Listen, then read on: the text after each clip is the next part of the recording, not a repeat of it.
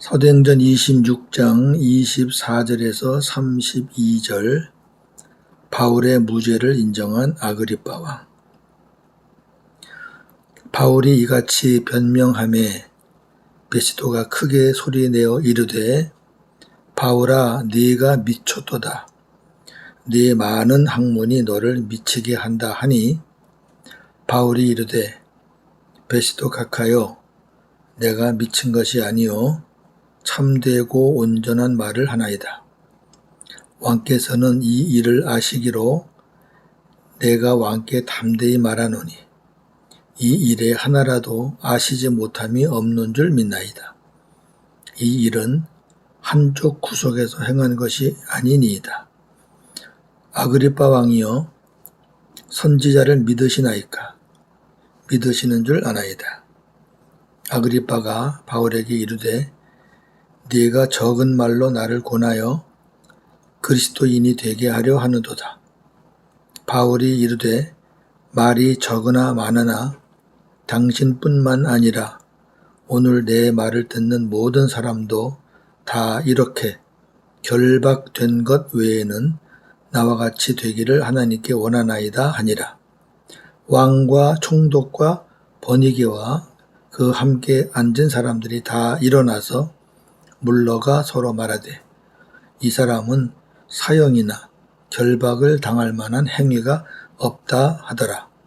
이에 아그리빠가 베시도에게 이르되 이 사람이 만일 가이사에게 상소하지 아니하였더라면 석방될 수 있을 뻔하였다 하니라. 아멘. 오늘 말씀의 주제 모든 자들이 구원받기를 원합니다. 바울이 말한 거죠. 그리고 바울의 무죄를 인정한 아그리빠 왕. 24절에서 29절 모든 자들이 구원받기를 원합니다. 바울의 해명과 증언이 마치자 베시도가 큰 소리로 바울아 네가 미쳤구나. 네 많은 학문이 너를 미치게 하였구나 하고 말하니 바울이 이르기를 베시도 각하여 저는 미치지 않았습니다. 저는 맑은 정신으로 참된 말을 하고 있습니다. 아그리빠 왕께서도 내가 말한 이 일들을 잘 알고 계시므로 제가 왕 앞에서도 꺼리낌 없이 말씀드리는 것입니다. 이 일이 어느 한 구석, 어디 시골 한 구석 그런 데서 일어난 일이 아니고 이스라엘 도시 예루살렘에서 일어난 일이기 때문에 왕께서는 이 일에 하나라도 모르실 리가 없다고 믿습니다. 라고 대답한 후 이어서 아그리빠 왕에게 아그리빠 왕이여 선지자를 믿으십니까? 하고 물으니 아그리빠가 바울에게 네가 짧은 말로 나를 설복해서 그리스도인이 되게 하려고 하는구나 하고 대답하였습니다. 그러자 바울이 말이 짧거나 길거나 간에 각하뿐만 아니라 오늘 제 말을 듣고 있는 모든 사람이 이렇게 결박당한 것 외에는 저와 같은 구원받는 사람이 되기를 하나님께 기도합니다. 라고 말하였습니다. 아멘. 자, 이제 끝난 거예요. 멋있죠? 묶인 것 외에는 모두가 다 구원받아서 하나님의 자녀가 되기를 하나님께 기도합니다. 바울의 말을 들은 베시도는 바울을 향해 네 많은 학문이 너를 미치게 했다고 했습니다. 베시도는 바울의 높은 학문을 인정했어요. 출신을 다 아는 거잖아요. 그런데 그 지식을 이용해서 꾸며서 이야기하거나 헛된 망상을 보았다고 생각했을 겁니다. 그는 미쳤다는 거죠. 예수님도 예전에 유대인과 친족들로부터 미쳤다는 말을 들었습니다. 요한복음 10장 20절, 마가복음 3장 21절, 참고하시기 바랍니다. 마가복음 3장 21절은 예수님이 친족들에게 이렇게 미쳤다는 오해를 받은 사건입니다. 친족도 그랬어요. 육신적인 사람들이 하나님이 행하신 신비한 일들을 어찌 이해할 수 있겠습니까? 그렇습니다. 육에 속한 사람들은 성령께서 행하시는 것을 믿지도 않고 받지도 못합니다. 자기가 받고 싶어도 못 받아요.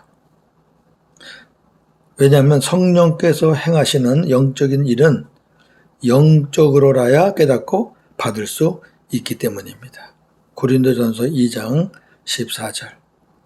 육에 속한 사람은 하나님의 성령의 일들을 받지 아니하나니 이는 그것들이 그에게는 어리석게 보이며 또 그는 그것들을 알 수도 없나니 그러한 일은 영적으로 분별되기 때문이라. 아멘.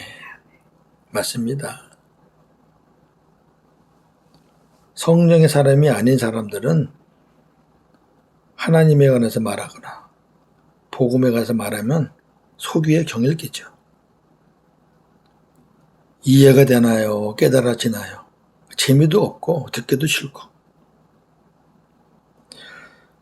바울은 자신을 향해 미쳤다고 하는 베스도 총독과는 대화가 안 된다고 여기고 대화의 상대를 아그리파 왕으로 바꿨습니다. 앞서 말했듯이 아그리파 왕은 뿌리가 유대인입니다. 아그리파 왕은 바울의 증언을 듣고 조금은 마음이 움직이고 있다는 것을 느낄 수 있습니다. 28절에 아그리파가 바울에게 이르되 네가 적은 짧은 말로 나를 권하여 그리스도인이 되게 하려 하는도다.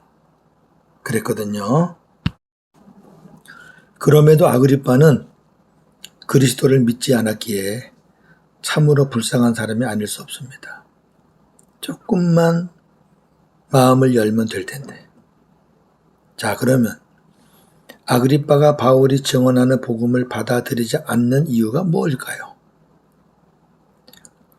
그 세 가지 이유를 보면서 또 반대적인 것도 같이 보겠습니다. 첫째, 네가 짧은 것으로 나를 그리스도인으로 만들려고 한다. 이 말은 바울의 말이 짧고 단순했기 때문입니다. 세상 사람들은 저명하고 박식한 자가 긴 시간 열정으로 강연할 때 받아들입니다. 보편적인 거예요. 어찌 보면 강연 내용보다도 강연자를 인정한다고 보는 것이 맞을 것입니다. 야, 저렇게 유명한 사람이, 많이 배운 사람이 그 내용은 나 잘 몰라도 저 사람이 말하는 건 다 맞을 거야. 우리 그렇잖아요. 모르면 무식하다 할 거고. 그러니까 이제 인정하는 거죠.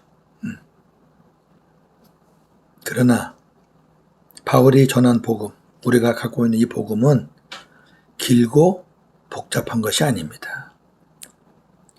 제가 사도행전 강의하면서 수번이나 말했지만 복음은 단순하고 명료합니다. 두 번째, 왕이라는 자존심과 체면 때문입니다. 바울이 전하는 복음이 옳다고 해도 어느 정도 인정했잖아요. 이 왕이. 근데 왕으로서 바울은 죄수예요. 죄수가 전하는 것을 받기가 어려울 것입니다. 보는 사람들이 있잖아요. 네? 자기 체면이 있잖아요. 왕의 체면. 그러나 복음은 누가 전하든 그것은 하나님이 주신 말씀입니다. 만약에 사람의 말이라면 다 틀려야 되잖아요. 근데 복음은 누가 전하든 같아요. 그러니까 복음은 사람의 말을 하는 것이 아닙니다. 듣는 사람도 사람의 말을 듣는 것이 아닙니다. 하나님의 말씀을 듣는 것입니다. 세 번째, 누이를 아내로 삼은 자신의 도덕성 때문입니다. 이 문제는 참 중요해요. 복음을 받지 않는 많은 사람들의 공통적인 문제입니다. 복음을 전하면, 하나님을 말하면 사람들이 생각하기에 자신의 죄가 많기 때문에 거룩하신 하나님은 무서운 주, 하나님은 거룩하신 분들 다 알잖아요, 사람들이. 그런 하나님을 가까이 하기가 두려운 겁니다. 왜? 자기 죄가 너무 크니까. 그 죄를 지적하실까봐. 그 죄에 대해서 심판할까봐. 두려운 거예요. 그러나 자신이 죄인이라는 것을 기피하지 말고 하나님께 인정하고 고백하면, 그리고 주님을 영접하면 그때부터 복음이 시작되는 겁니다. 사는 거죠. 예. 아그리파 왕은 그 기회를 놓쳤습니다. 30절에서 32절, 바울의 무죄를 인정한 아그리파 왕. 바울의 증언이 끝나자 왕과 총독과 번이게 그리고 함께 자리를 했던 사람들이 다 일어나서 물러가 서로 말하기를, 그 사람 바울은 사형을 당하거나 감옥에 갇힐 만한 일을 한 것이 하나도 없다. 그렇게 서로 말했습니다. 이에 아그리파 왕이 베시도 총독에게 이르기를, 만일 그 사람이 가이사 황제에게 상소하지 않았으면 석방될 수 있었을 것이라고 말하였습니다. 아그리파 왕의 이 말은 두 가지의 의미로 생각할 수 있습니다. 첫째, 바울이 가이사 법정에 상소했기 때문에 바울은 그곳에 가서 재판을 받을 수밖에 없다. 이건 맞는 사실이고요. 또 두 번째는 이 모임이 공청회가 아니라 정식 재판이었다면, 지금 마지막 아그리파 왕 앞에서 모인 건 재판이 아니거든요. 공청회예요. 바울은 당연히 무죄다. 이런 뜻이에요. 이 말은 베스도 총독은 왜 바울에게 무죄를 선고하지 않았는가 하는 의미가 내포되어 있습니다. 정리합니다. 베스도 총독과 같은 믿음이 없는 세상 사람들의 꿈과 삶은 매우 현실적이고 단순합니다. 잘 먹고 마시고 어떻게든 출세해서 공부를 하든 또 다른 방법을 하든 연구를 하든 돈 많이 벌어 남부럽지 않게 쓰고 건강하게 살다가 자기 이름 석자를 남기고 잘 죽는 겁니다. 이게 세상 사람들의 일반적인 꿈이에요. 근데 그렇게 되나요? 그렇게 되지도 않고 이들은 죽음 이후에 닥칠 엄청난 사실을 모르고 있는 겁니다. 시브리서 9장 27절, 한 번 죽는 것은 사람에게 정해진 것이요 그 후에는 심판이 있으리니. 아멘. 이걸 모르는 거예요. 이걸. 또 아그리파 왕이 주최한 공청회에 참석한 고위층의 사람들은, 거긴 다 고위층이에요. 다 왕족, 귀족 이런 사람들이란 말이에요. 대부분 바울의 증언에 좋은 평가를 내렸습니다. 그렇죠? 그 사람 죄인 아니야. 그 사람 괜찮구만. 감옥에 갇힐 이유가 없어. 그 사람 말하는 거 하자가 없어. 그랬단 말이에요. 바울은 마지막 부분에 가서 그들 모두 다 구원받기를 원했어요. 그런데 그들은 자신들의 지위 다 높잖아요.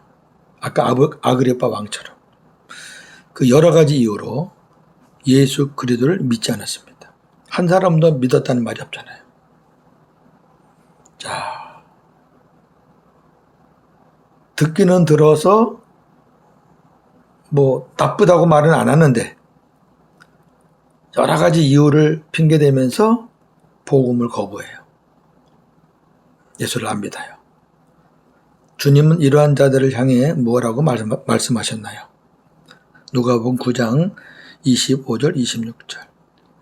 사람이 만일 온 천하를 얻고도 자기를 잃든지 빼앗기든지 하면 무엇이 유익하리요? 예. 여기 지금 왕, 귀족, 온 천하는 아니지만 많은 것을 얻었잖아요. 근데 결국 자기라는 존재가 아무것도 아니라는 것을 알면 뭐가 유익하냐 그 말이에요. 예? 마지막 때 하나님의 심판으로 영원한 지옥에 간다면 뭐가 유익하냐 그 말이에요. 그러면서 26절에 누구든지 나와 내 말을 부끄러워하면, 이 사람들이 부끄러워하는 거죠. 예. 선뜻 믿지 못하는 거예요. 왜? 이거 믿으면 사람들이 또 체면도 있고, 부끄럽고, 자존심도 있고, 그러는 거예요.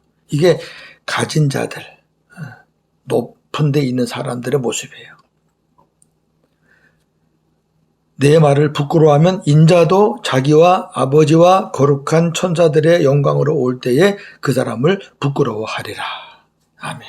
끝나는 거죠. 바울은 베시도 총독의 말처럼 많은 학문과 지식으로 인해 미친 것이 아니라 하나님과 예수에 미친 사람입니다. 예수에 미친 그는 자신이 아닌 오직 예수 그리스도를 위해서 살았습니다. 미쳤다는 건 뭐예요? 그쵸. 그 사람에게 올인하는 거예요. 그 사람을 생각하고 그 사람 바라보고 그 사람 사랑하고 그랬단 말이에요. 예. 자, 고린도 후서 5장 13절에서 15절 볼 건데요. 여기에 미친 게 아니고 미쳤다면 이런 표현이 있습니다. 우리가 만일 미쳤어도 하나님을 위한 것이요. 하나님을 위해 미치려면 하나님을 위해 미쳤다고 말이에요. 정신이 온전하여도 너희를 위한 것이니 그리스도의 사랑이 우리를 강권하시는도다. 우리가 생각하건대 한 사람이 모든 사람을 대신하여 죽었은즉 모든 사람이 죽은 것이라.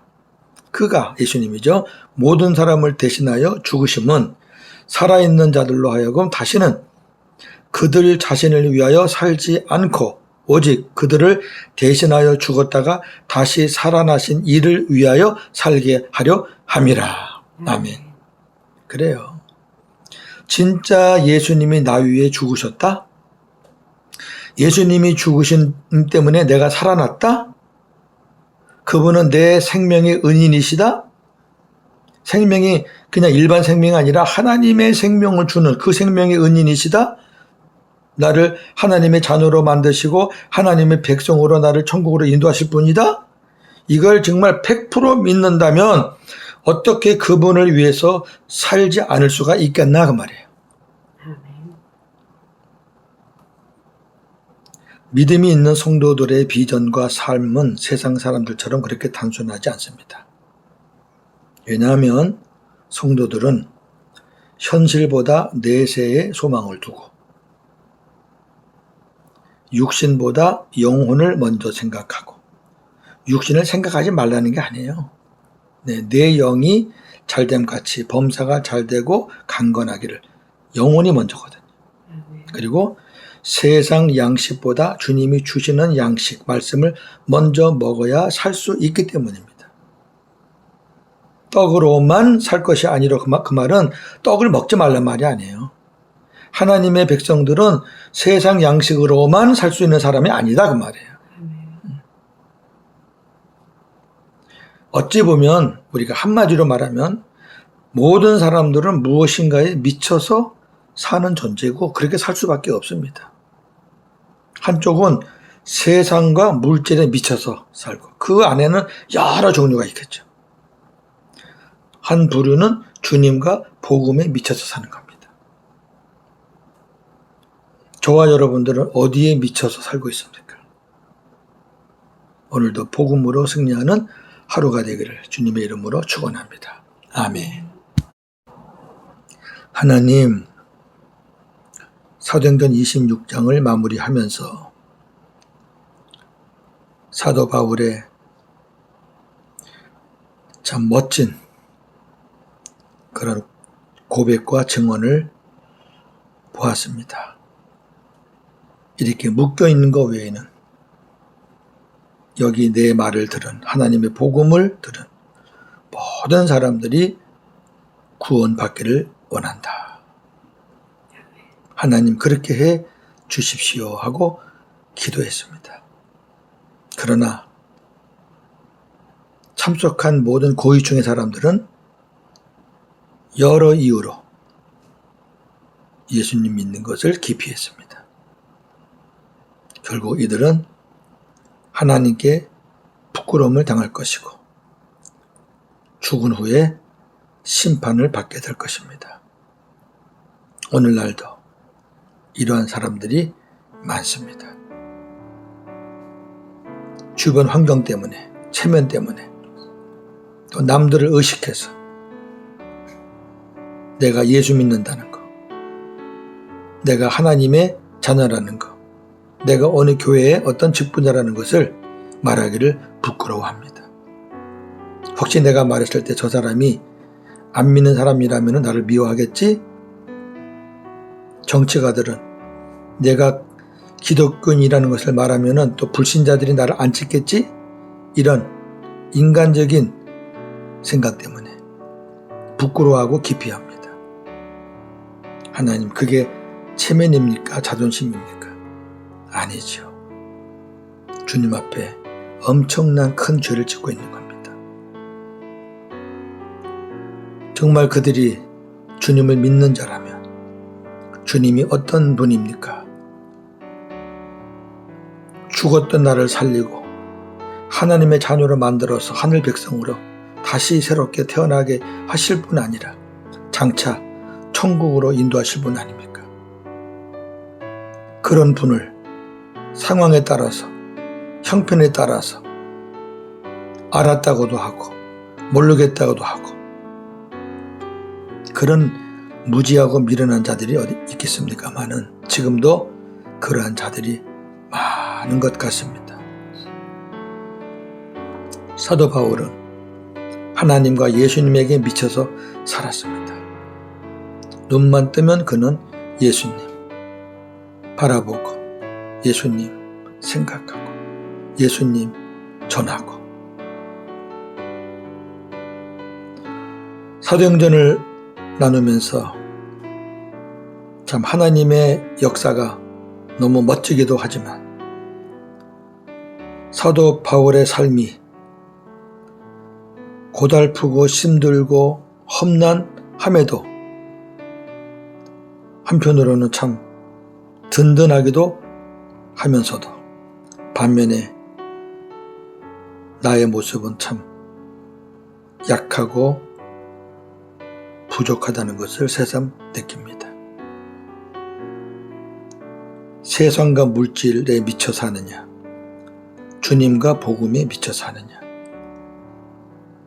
이 두 부류 중에 하나가 아니겠습니까? 주님, 부족하지만은 주님과 복음에 미쳐서 사는 종이 되기를 원합니다. 오늘도 복음으로 승리하는 하루가 되게 하여 주시옵소서. 예수님의 이름으로 기도합나이다. 아멘.